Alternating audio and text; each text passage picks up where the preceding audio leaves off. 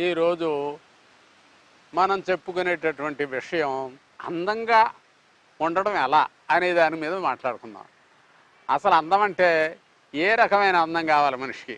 మనం సాధారణంగా ఊహించేది ఏంటంటే ముఖం అందంగా ఉండాలి. ముఖం అందంగా ఉండటం అంటే చూసేవాళ్ళకి ఓ చాలా బాగున్నారు, అబ్బాయి చాలా బాగున్నాడు, బాహుబలిలాగా ఉన్నాడు అనుకోవడమే కాదు, ఓ మాధురి దీక్షిత్లాగా ఉంది ఈ అమ్మాయి అనుకోవటం. అంటే సినిమాల్లో ఉండేటటువంటి పద్ధతులు ప్రతివారు కూడా ఆలోచిస్తూ అందానికి మెరుగులు దిద్దుకుంటున్నారు. ఇప్పుడు నేను ఒక చిన్న విషయం చెప్తానండి. మీ మనస్సు ఎప్పుడూ ఆనందంలో ఉంటే ముఖం చాలా వెలుగుతూ ఉంటుంది, ముఖంలో అందం ప్రస్ఫుటంగా కనిపిస్తూ ఉంటుంది. ఎప్పుడూ కూడా మనసు ఆనందంగా ఉండాలి. ఇక పై మెరుగుల గురించి ఎలాగా అందం వస్తుందో చెప్తాను. ముందు జుట్టు అందంగా ఉండాలండి. కొందరు ఏం చేస్తున్నారు, ఉన్న జుట్టును పొడుగ్గా ఉందని చెప్పి కట్ చేయించి పోనీ టైల్స్ లాగాను అందాన్ని సరిచేసేటటువంటి కేంద్రానికి వెళ్ళి అక్కడ శుభ్రంగా కట్ చేయించుకుని ట్రిమ్గా తయారయ్యి వస్తున్నారు. అది అందం అనుకుంటున్నారు. పోనీ టైల్స్.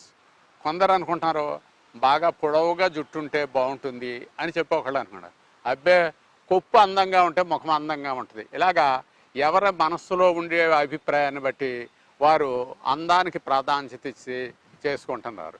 బ్యూటీ పార్లర్స్కి వెళ్తున్నారు.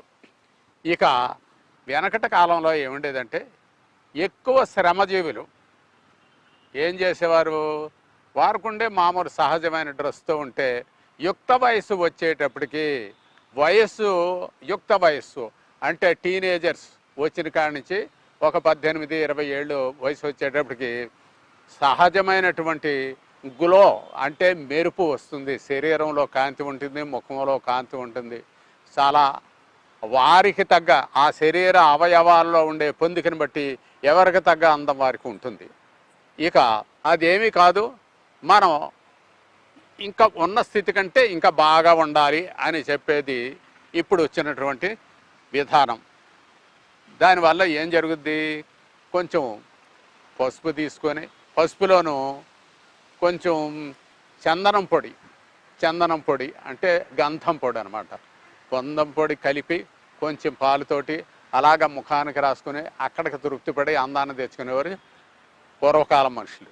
ఇప్పుడు అది కాదు, అంతకంటే ఇంకా మంచి మెరుగు రావాలి అనుకుంటూ ఏం చేస్తున్నారు, బాదం పప్పులు, పిస్తా పప్పులు, సారపప్పులు, ఈ వగరాలు, జీడిపప్పులు, ఇలాంటి పప్పులు ఎక్కడికక్కడ పేస్ట్ చేసి దానిలో పెట్రోలియం జెల్లీస్ కలిపి మెరుగు తగ్గకుండా పొద్దుటి నుంచి సందాల వరకు కూడా సాయంకాలం వరకు కూడా మెరుపు తగ్గకుండా ఉండే విధానాన్ని అనుసరిస్తూ ఆ విధంగా ఆనందపడుతున్నారు. జుట్టు విషయం మనం చెప్పుకున్నాము. కొందరికి సహజంగా సినిమా యాక్టర్ నాగేశ్వరరావు జుట్టులాగా ఒక పక్కకుంటే అందంగా ఉంటుంది అనుకుంటే కాదు, జుట్టు అంతా చాలా హ్యాపీగా ఎన్టీ రామారావు గారి జుట్టు చాలా బాగుండేది అని ఒకళ్ళంటే అది కాదు. ఇప్పుడు వచ్చిన మహేష్ బాబు జుట్టే అంటే మనం ఎంతసేపు సినిమా యాక్టర్ చుట్టూ చూస్తున్నాం, వారి అందాన్ని చూసి మన అందాన్ని పోల్చుకుంటున్నాం. కానీ ఎవరి అందం వారిది, ఒకరి అందముతో ఒకరు పోల్చుకున్నంత మాత్రమే ప్రత్యేకమైనటువంటి అందాలు ఏమీ రావు అనేది ప్రధానమైనటువంటి విషయం. ఇక ఎక్కడన్నా ముఖంలో చిన్న సొట్ట కనపడింది అనుకుందాం, సొట్ట కనపడింది లేదా మొటిమ కనపడింది, దీన్ని ఎలా తీసేయాలి అనుకుంటున్నారు. లేదా చిన్న పొక్కులాంటిది ఏదైనా కనపడింది. యుక్త వయసులో వచ్చే వాళ్ళకి ఏం జరుగుద్దంటే పెళ్ళిడికి వచ్చేటప్పుడు చిహ్నాలు అనమాట, చిన్న చిన్న చిన్న చిన్న పింపుల్స్ రావటం, పింపుల్స్ అంటాం వాటిని. ఆ పింపుల్స్ రావటం సహజం. అవి ఎక్కువ ఇలా గెలుతూ ఉంటారు. గెలుతూ ఉంటే చీమి నెత్తురు ఏమన్నా ఉంటే అందులో వచ్చేసింది బయటకు వస్తాయి, అక్కడ నలబడిపోతాయి. ఇటువంటివన్నీ పోవడానికి ఇదిగో నానుబాలు మొక్క నిన్న చెప్పుకున్నాం చాలాసార్లు. ఆ నానుబాలు మొక్క మనం తీసుకొని ఇలాగా రాసుకున్నట్లయితే శుభ్రంగా పింపుల్స్ అన్ని పోతాయి. ఇప్పుడు నానుబాలు మొక్క చూపిస్తున్నాను మీకు.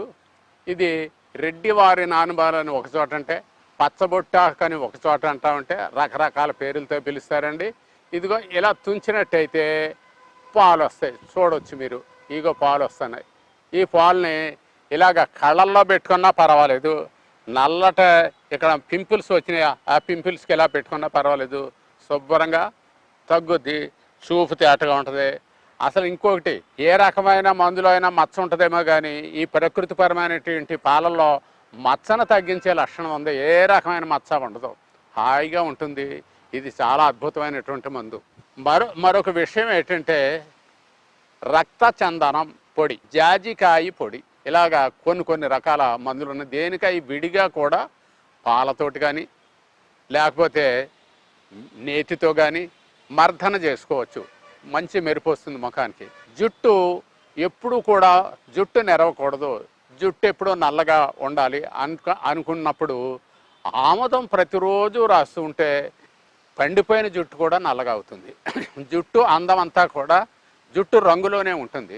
కొందరికి నలుపు రంగు బాగా ఇష్టం కాబట్టి పుట్టినప్పటి నుంచి మన ప్రాంతీయులందరూ నల్లగా ఉంటే బాగుండు అనుకుంటున్నారు. కానీ ఇప్పుడు చదువుకున్నటువంటి పిల్లలు ఈ సినిమాల్లోనూ వీటిలోనూ వేషాల కోసమనో లేకపోతే మరొకటో మనకు తెలియదు, కానీ ఇతర దేశాలు చదువుల కోసం వెళ్ళి వచ్చిన వారందరూ కూడా పోనీ టైల్స్లో ఒకరు చేస్తే రంగు మార్చేస్తున్నారు జుట్టుని. అనేక రకాల కలర్స్ వేసుకుని వస్తున్నారు. ఈ కలర్స్ వేసుకోవడం వల్ల వాళ్ళకి ఆనందంగా ఉంటుంది, జుట్టు అందం ఉంటుంది అని చెప్పి వాళ్ళు అనుకుంటున్నారు. ఇక జుట్టుని ఏ రకమైన జుట్టునైనా బాగా పెంచేది ఏంటంటే గోరింత ఉంది. గోరింతని శుభ్రంగా నూరేసి జుట్టుకు పెట్టుకుంటే ఒక విధమైన ఎరుపు రంగుతో కూడిన అందం వస్తుంది. సహజమైన రంగు, అది సహజంగా ఉంటుంది. అదే ఆముదం ప్రతిరోజు రాస్తూ ఆముదాంతో తాలింపు పెట్టుకుని కూరలో వంటలో తయారు చేసుకుని తింటుంటే సహజమైన నలుపు ఉంటుంది. ఆముదం చాలా దుర్వాసనగా ఉంటుంది, మనం భరించలేం కదా అనుకుంటాం. కానీ తాలింపుల్లో కానీ కూరల్లో కానీ వంటల్లో కానీ వేసినట్లయితే ఆ వాసన ఏమీ ఉండదు, చాలా ఆరోగ్యంగా ఉంటుంది. జుట్టుని లేదా ఒంటిని నునుపుగా ఉంచుద్ది, దాని లక్షణం అది. అంతేకాకుండా నువ్వుల నూనె ఒకటి జుట్టుకు రాసుకోవచ్చు, ఒంటికి ముఖానికి రాసుకోవచ్చు, ఇక బాగా ఒంటికల్లా మర్దన చేసుకోవచ్చు. దీనివల్ల కూడా ఎప్పుడూ నిగనిగలాడుతూ మంచి ఛాయ్తోటి శరీరం సహజమైన రంగులో ఉంటుందని తెలియజేస్తూ మీకు అందుబాటులో ఉన్నటువంటి పద్ధతులను మీరు చేసుకుని లబ్ధి పొందమని కోరుతూ సెలవు తీసుకుంటున్నాను.